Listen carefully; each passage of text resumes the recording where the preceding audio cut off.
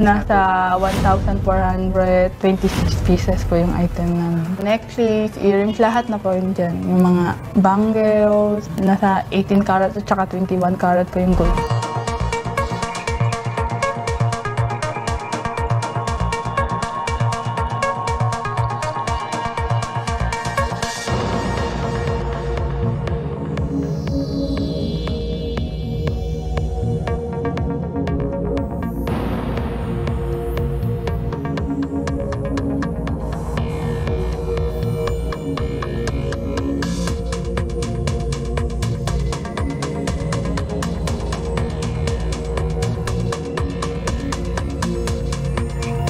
Nilockdown namin yung buong store at nakipag-coordinate naman yung may-ari ng mall.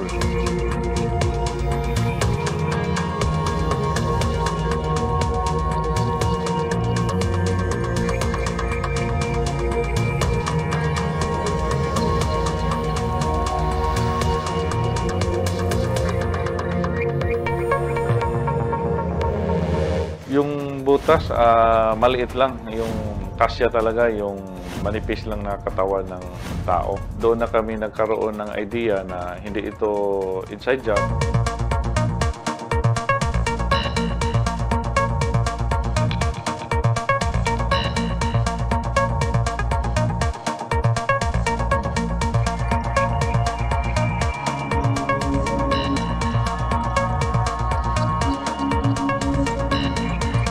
Inikot nila yung angle ng CCTV para hindi sila makuha.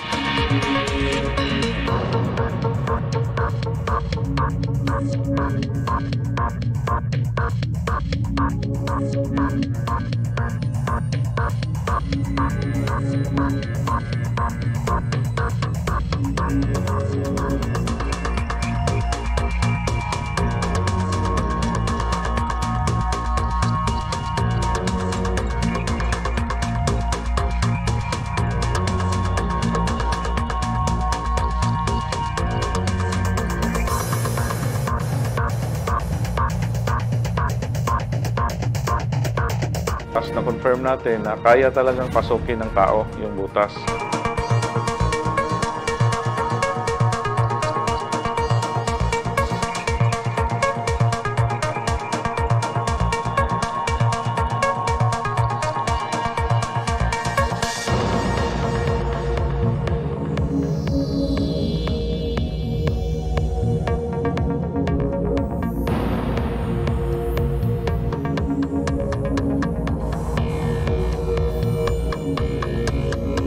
Nagkaroon sila ng party. Sabi doon sa parang manager nila, ito yung mga tao na nawala bandang 12 o'clock midnight na hindi na nila nakasama.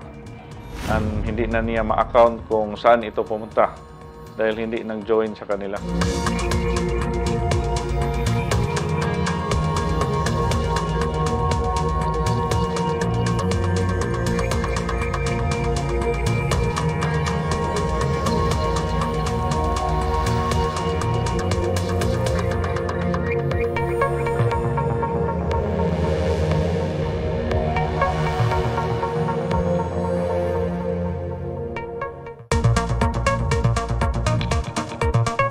May na-recover kasi kami na hacksaw blade na walang handle. Kung matagal yung paglalagari mo sa bakal, magkakaroon talaga ng mga scratches yung daliri.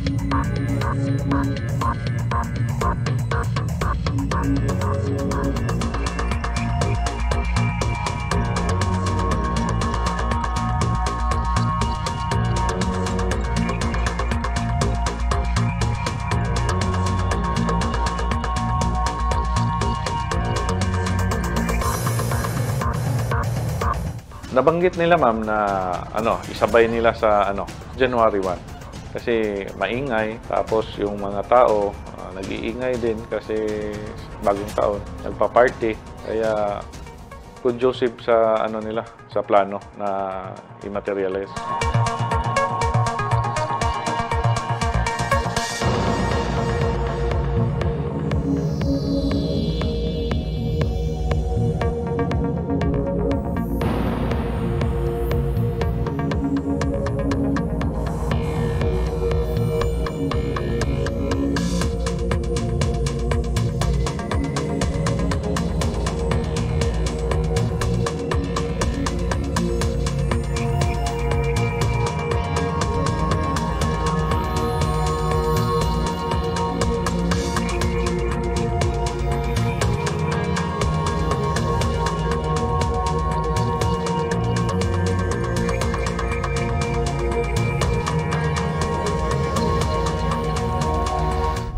Sinabi po nila nga, gusto mo ng pera? Sige, kami bahala. Tapos po, need ko po ng pera noon. Yun pa lang trabaho nila. Kaya sumama na rin po ako. So, nagsisisi po kami.